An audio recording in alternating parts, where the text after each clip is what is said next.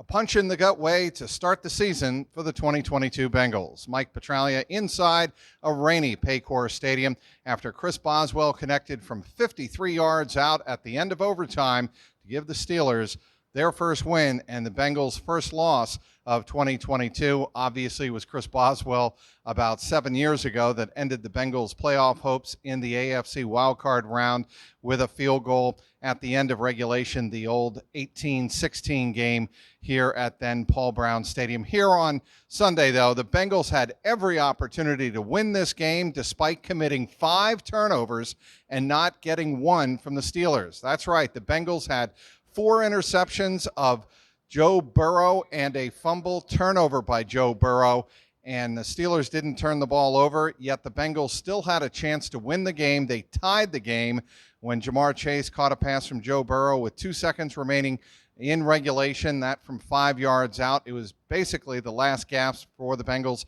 at that point. They converted and decided to go for the extra point. Minkah Fitzpatrick blocked the extra point. Big storyline in this game, Clark Harris, the normal long snapper, got injured midway through the game. He did not return, right biceps injury, and it was Mitchell Wilcox, the backup tight end, who had been serving as a long snapper in practice in backing up Clark Harris and Cal Adamitis, who was not available because he was on the practice squad and not signed up for this game from the practice squad. The Bengals had to rely on Mitchell Wilcox, and the first snap was a little bit low on the extra point. Then in overtime, the Bengals had yet another chance to win the game, and they could not convert. It was Evan McPherson pulling a 29-yard field goal attempt wide left. Why did he pull it wide left? Well, the snap was definitely high, and the laces, when Kevin Huber put the ball down on the turf, were facing McPherson. He kicked the laces, and again, he pulled it wide left, and that was with about 3 minutes to go in overtime. Again, the Bengals had their chances in this contest and could not convert when it mattered the most. Bengals, after the game, and head coach Zach Taylor all pointed to the 5 turnovers. Zach Taylor saying, when you lose the turnover battle 5-0, I don't expect to win that game, and we almost did. Joe Burrow pretty much repeating that message.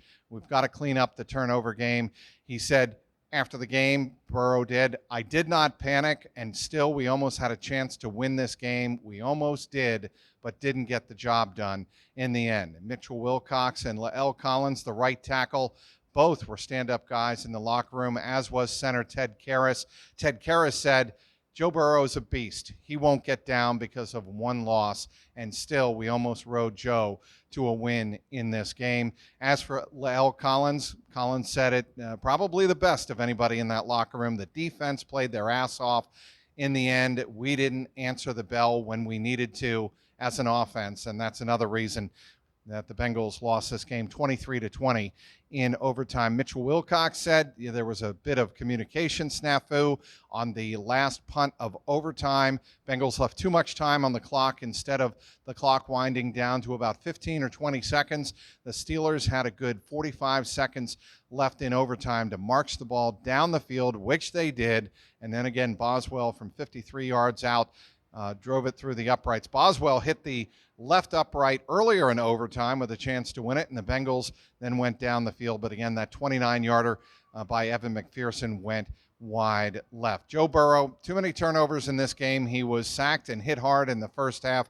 He did recover. Joe Mixon had a very solid game in this contest. Broke off a couple of explosive runs that the Bengals had been looking for from their running attack.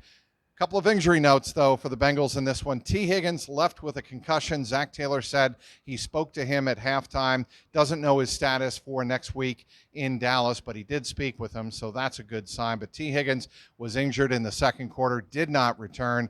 We already told you that Clark Harris injured his right biceps.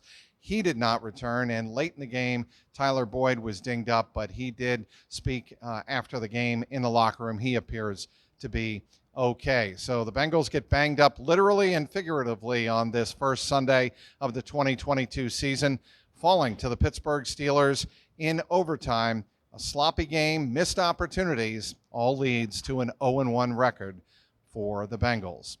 Again, the final, it was Pittsburgh 23, Cincinnati 20.